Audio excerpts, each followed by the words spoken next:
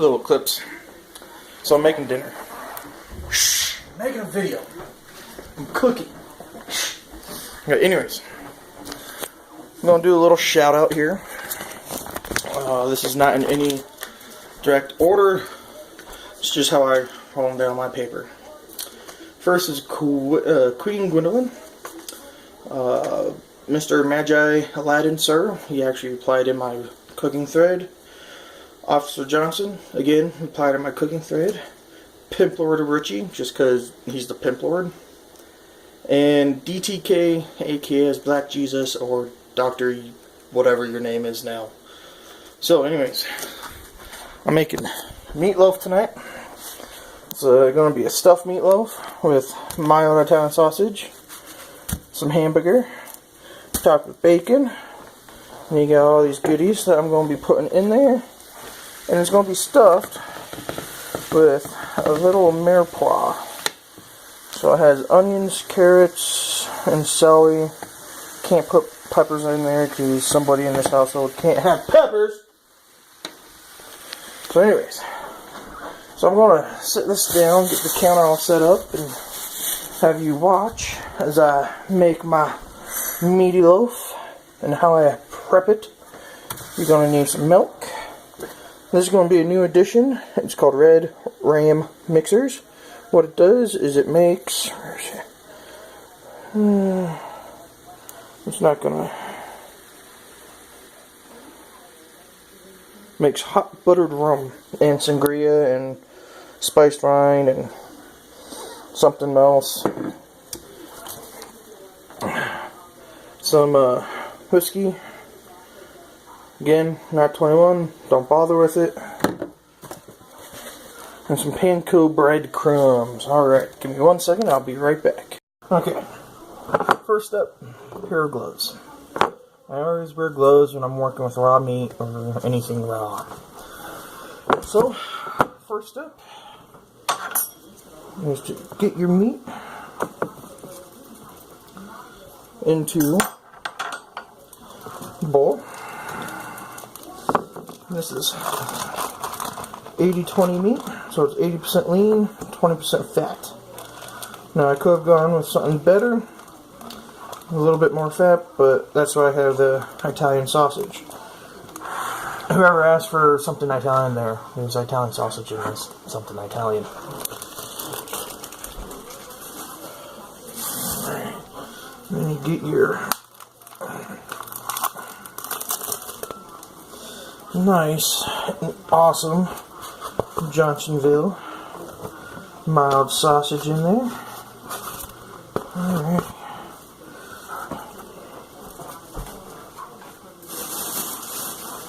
Now, another reason I wear gloves, especially when I'm making this, it's greasy, messy. Okay. So, get this all mixed up together. Oh yeah, we need an egg too, so we'll get that in a little bit too. Don't want to overmix it, or all that fat that's nice and cold in there will be okay. Good enough. Then I'll make a little divot there. That's where I'm going to put everything and then start mixing it. Okay.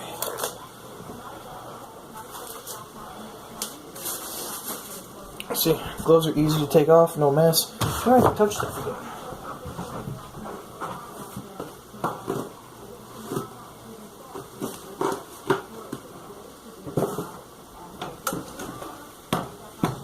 Alrighty. So an egg.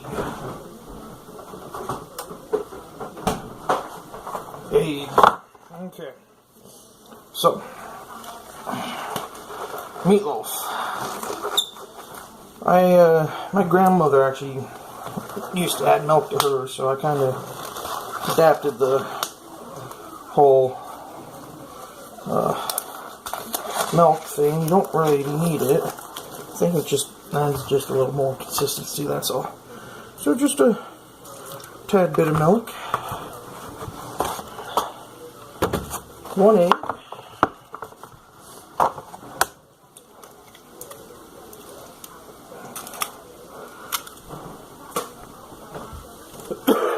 I'm going to put a little bit of breadcrumbs in there. Breadcrumbs actually make everything hold together instead of coming apart. Usually use Italian breadcrumbs, but I didn't find any. Now we're going to add just a little bit of the whiskey. Good enough. And a little bit of this. We'll see how it turns out. It's a syrupy based type of drink mix, so not sure. Alright. And then ketchup. Actually barbecue sauce.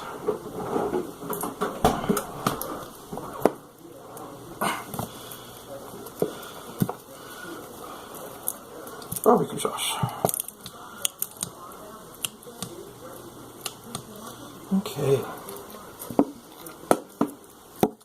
Now it's time to mix.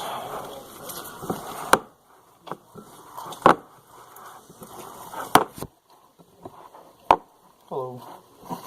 Alright, so you want to mix this all together until everything is combined. It smells like whiskey. I might have to make myself a drink here.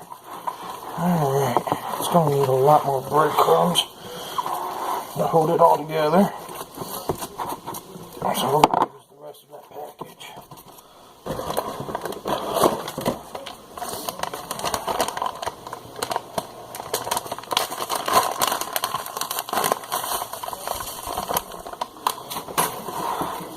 See if that does it. If not, we can always add just a tad bit more. No, gonna need just a tad bit more. Okay. So I'll take these off. We'll get some new ones after that. Fix this up for you.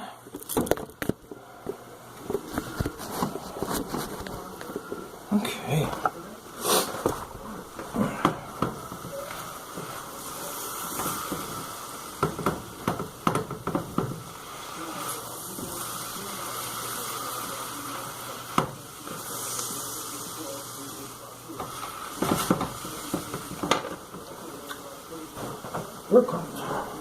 Okay, so sorry, I gotta keep stirring my meatloaf that I'm sauteing over here.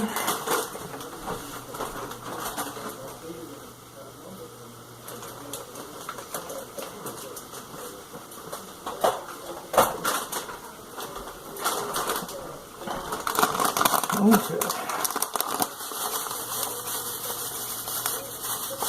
That should be enough.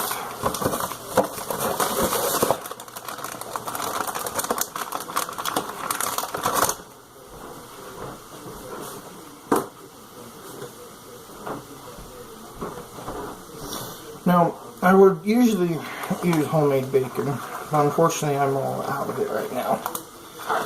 What the weather has been very snowy and cold, so I haven't been able to fire up my smoker, my cold smoker, and smoke some bacon. Alright, get this all nice and bind it together here. There we go, a lot better.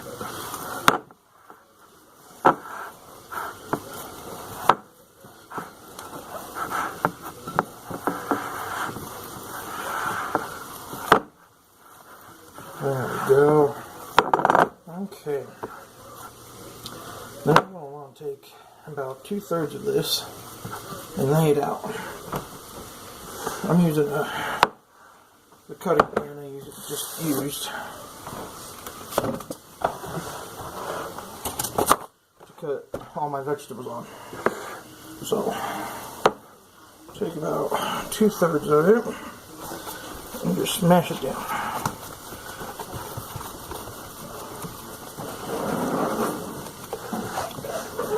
Try to make a low fire doing it too.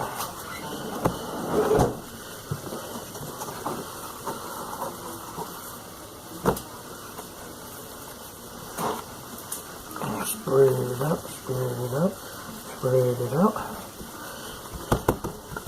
Okay, there we go. Okay. Okay. Okay. go. And then the other 2/3, or the other third-ish, is going to be formed into a loaf. And that's a little flattened out. It's going to go right on top of it. And then we'll fold the sides up after I get the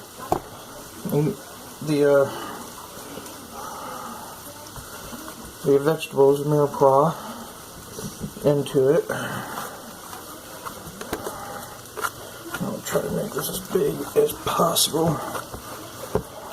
No rolling pin in my house. I really don't roll anything. There we go. Still has a good size thickness to it. Just fix that on it. Smooth it out. Alright.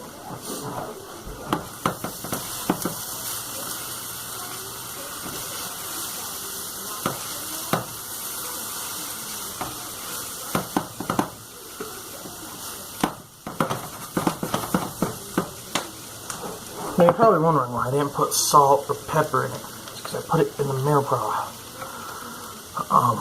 So I don't want to over season it, but I'm also going to throw in a nice little barbecue rub on top of it that I got from my local,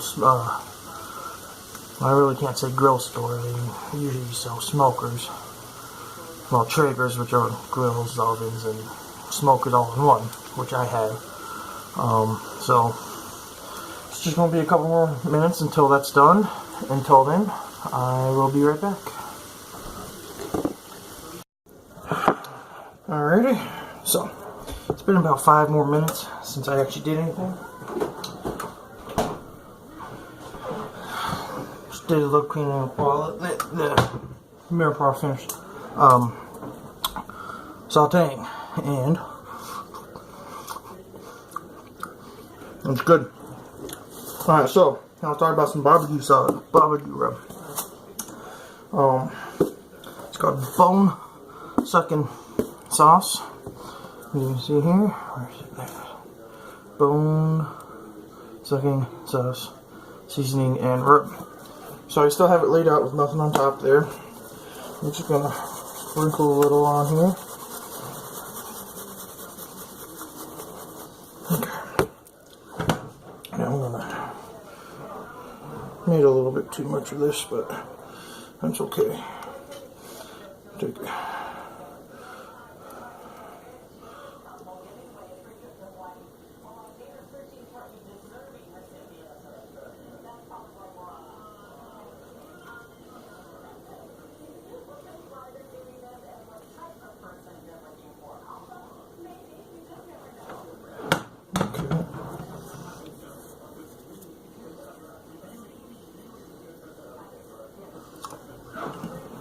Okay, so get that all in there.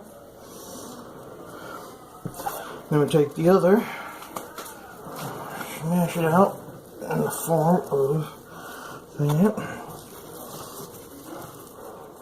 Then we just fold it up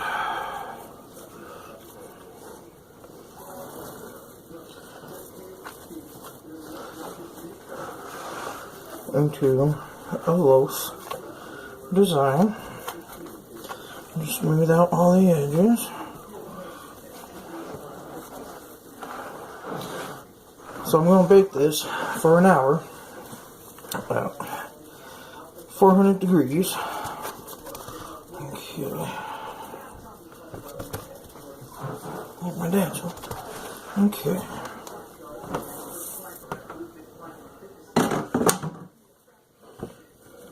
Uh-oh. It broke a little. That's okay though. So now, it broke a little, but it's okay. Okay. So add a little bit more seasoning to it. Now, the best part. Putting in the bacon on it.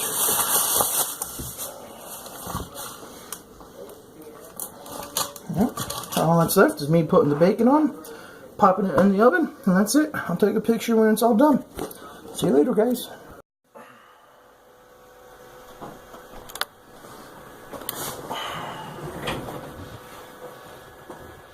Hello, YouTube. I would like to take this time to make a little disclaimer. I have been talking to a few of my friends about cooking, and they have brought to some information, well, not new information, but told me I should probably do this to keep myself safe. If you try to do my videos, I do not take responsibility for anything that happens, from cutting yourself, losing a limb, blowing up your house, slipping through time and space, any of that nature. It is not my fault, it is yours. So, with that being said, if you do try my videos, more power to you. If you hurt yourself or get sick from my videos, not my problem, it is yours. If you have a food allergy, and I don't say something about food allergies in my video, not my problem, it is yours.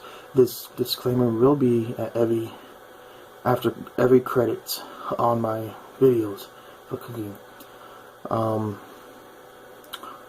So, I guess that's it. I covered the bases. Do not yell at me if you get sick or hurt. Not my problem. If you start slipping through time and space, try to give me a call and I'll see what I can do. You know, Dr. TARDIS behind me. You know, all good. So thank you for watching Cooking with the Doctor. It's just some wibbly wobbly, timey-wimey cooking. Enjoy the day.